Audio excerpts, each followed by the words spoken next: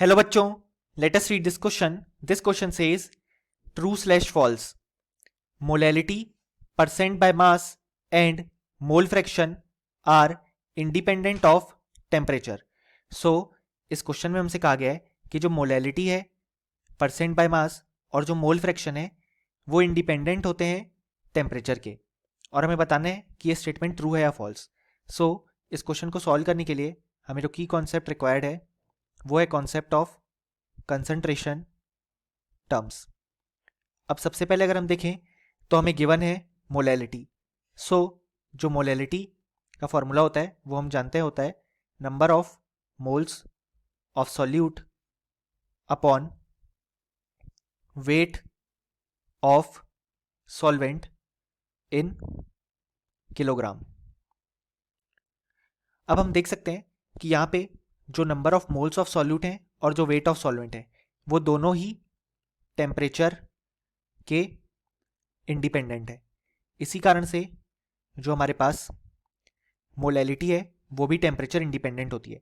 कोई भी concentration term temperature dependent तभी होता है जब उसके एक्सप्रेशन में हमें वॉल्यूम देखने को मिलता है, क्योंकि वॉल्यूम ही एक टेम्परेचर डिपेंडेंट टर्म है. अब अगर हम यहाँ पे देखें नेक्स्ट कंसंट्रेशन टर्म, तो वो है परसेंट बाय मास. इसका मतलब होता है weight of solute upon weight of solution multiplied by 100. अब हम यहाँ भी देख सकते हैं केवल वेट वाले ही टर्म प्रेजेंट है. सो जो परसेंट बाय मास है वो भी टेम्परेचर इंडिपेंडेंट होगा यहाँ पे. नेक्स्ट अगर हम बात करें तो हमें गिवन है मोल फ्रैक्शन. सो यहाँ पे जो मोल फ्रैक्शन है वो लेटस से हम सॉल्यूट का डिफाइन कर रहे हैं यहाँ पे.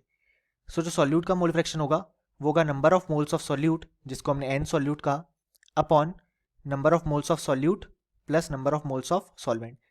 सो सिमिलरली हम यहाँ पे भी देख सकते हैं कि जो मोल फ्रैक्शन आएगा सॉल्यूट का, यहाँ पे भी केवल मोल्स वाले टर्म है. सो ये जो एक्सप्रेशन है वो भी टेम्परेचर इंडिपेंडेंट होगा यहाँ पे. अब अगर हम यहाँ पे मोल फ्रैक्शन ऑफ सॉल्वेंट भी लिखते तो बस यहाँ पे मोल्स ऑफ सॉल्वेंट आ जाते, तो वो भी टेम्परेचर इंडिपेंडेंट ही होता. यानी कि हम देख सकते हैं कि ये जो तीनों गिवन कंसंट्रेशन टर्म है, मोलैलिटी, परसेंट बाय मास और मोल फ्रैक्शन, वो तीनों टेम्परेचर इंडिपेंडेंट है, और हमसे यही क्वेश्चन में कहा गया है. सो क्वेश्चन में जो गिवन स्टेटमेंट है वो करेक्ट हो जाएगा. यानी कि हम बोल सकते हैं फाइनली कि इस क्वेश्चन का हमारे पास जो करेक्ट आंसर आ गया वो आ गया true. Hope you understood it well. Best of luck.